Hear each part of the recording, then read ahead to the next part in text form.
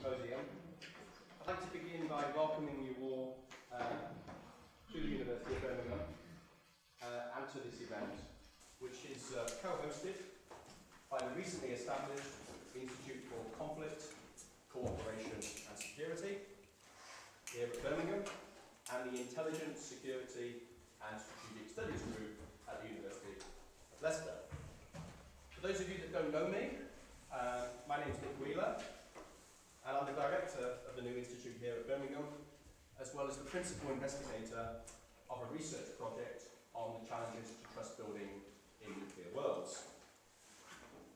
The project and today's symposium is funded through an ESRC/AHRC fellowship that I was awarded in October 2009 under the Research Council's UK's Global Uncertainties Programme, Security for All in a Changing World. I'd like to thank the GU programme, and especially the ESRC, as the lead research council in this endeavour, for supporting this event and indeed the wider project. I'm delighted that Chris Wyatt is there at the back, who's the case officer on my project, and someone who's been very supportive and taken a keen interest in the project from the beginning. And it's great to have you here, Chris. The overarching questions that guide the project are two. First of all, what role does trust play and can it play in building cooperation between nuclear armed and armed rivals? And secondly, what can multidisciplinary theorising about the concept of trust contribute to the building of trust at the international level? Now, to contribute to answering these questions, the project has a multidisciplinary core group comprised of scholars and practitioners. I'm delighted that several members of the group are here today. Campbell Craig over there, who will chair the first session from the Department of International Politics at Aberystwyth, of course.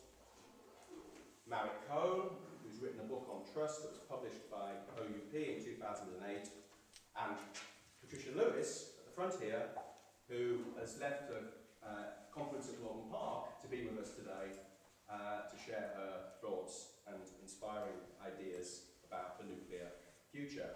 And Patricia will speak on the final round table this afternoon. And Nicola Horsburgh, who will be also speaking later today from Oxford.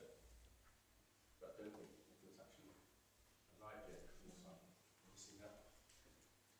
Now, one of the strengths of the core group is that it brings together early career researchers with established scholars and practitioners. And that's also one of the key aims of today's symposium. This is the third of its kind, and the purpose of these events is to contribute to the wider capacity building goal of the project, which is to establish the study of trust as a key area of inquiry for students, academics and practitioners in the field of international nuclear politics. The spread of papers that will be presented today bear testimony to the growing prominence of trust research in this domain of security, and that's really encouraging to see.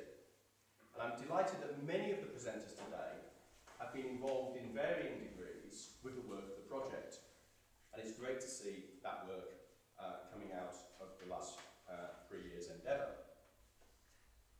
I'm also very pleased that we have a number of current and former officials in attendance today, some of whom will speak later. I'd like to welcome David Chambers from the Atomic Weapons Establishment, who will speak on the final round table, and Jim Hall. And Jim doesn't appear to be here, but Jim Hall will be with us, and he'll be chairing this session this afternoon. Jim, after Britain and North Korea established diplomatic relations in 2000, was appointed Britain's chargé d'affaires in Pyongyang. So he has a unique perspective to offer on issues in Northeast Asian security.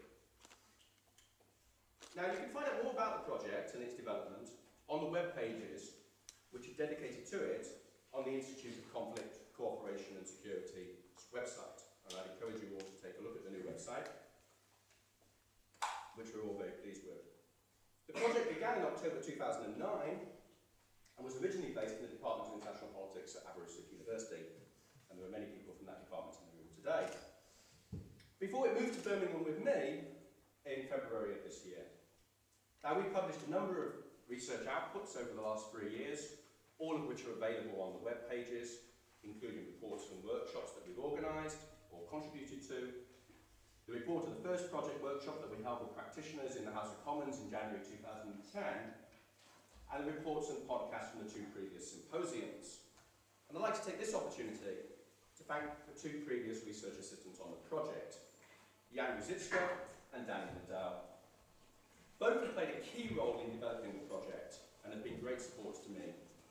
I'm delighted to see Jan here today, who will be presenting later with Vincent, and Danny, who was in Birmingham up until a couple of weeks ago, has recently started a PhD at Georgetown University. He'll remain actively involved, though, in the work of the project from his perch in DC. Jan and Danny have played a key role in organising past meetings and events, but the credit for today's symposium goes to 2 people in particular. David Norman, the Institute's Programme Manager, who you will have met when you collected your badges and folders and everything, and Andrew Potter from the University of Leicester. Andrew and David took the lead role in planning and organising this event, and they've worked assiduously over the last few months to make it all come together today. I want to say a special thanks to David, who's not in the room. He only joined the ICCS team a few months ago, but in the short time that he's been with us, he's proved a terrific asset.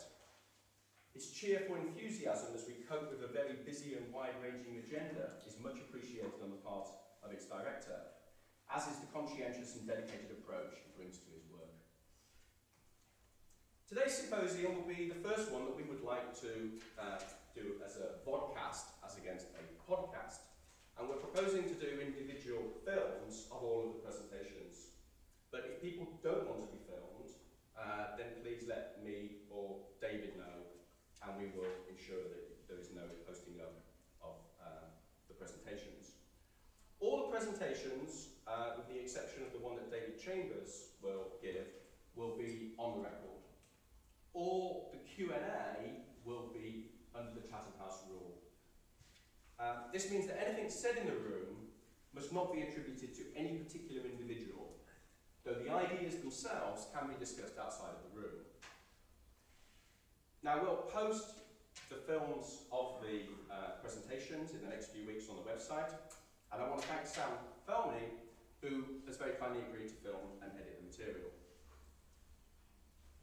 Sam did a great job a couple of months ago when we organised a workshop on Iran, and you can find the vidcast of the Iran talks on our website. In addition to this output, Josh Baker,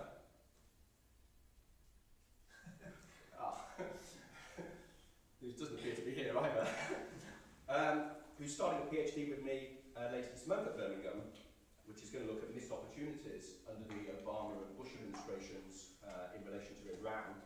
Josh is going to write a rapporteur's report of the symposium today, which we'll post on the website in due course. So that's enough from me. I'm very much looking forward to the day ahead. I think we've got a great range of papers, really interesting collection of people here, and this is very much living up to what I hoped these symposiums would do, bring together early career researchers, established scholars and practitioners with an aim to developing capacity in this area of international relations. I'm looking forward to us getting going. We're a little bit late. We need tight chairing from our first chair, so I will now hand over to Campbell Craig